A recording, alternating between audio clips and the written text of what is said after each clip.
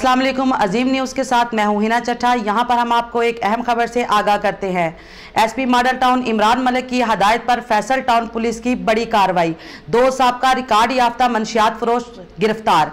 मजीद तफसीलात जानते हैं अपने ब्यूरो चीफ शहजाद अली शाह से। जी शहजाद, तफसीलात से आगाह कीजिएगा।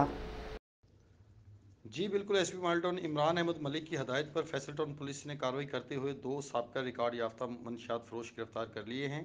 मुलजमान में अमीन और फैसल शामिल हैं। मुलजमान तालीमी इदारों के गिरदोनवा में मंशियात फरोशी का मकर धंधा करते थे। मुलजमान के कब्जे से 1 किलो से ज़्यादा चर्स भी बरामद की गई है। SHO फैसल टाउन रफ़ीउल्लाह ने कार्रवाई करते हुए इनको पकड़ा है और मुकदमा दर्ज करके इनको इन्वेस्टिगेशन के हवाले कर दिया गया है। जी बहुत शुक्रिया हमें तफसीलात से आगाह करने का। मजीद खबरों और अपडेट्स के लिए विजिट कीजिए हमारी वेबसाइट azimnews.tv।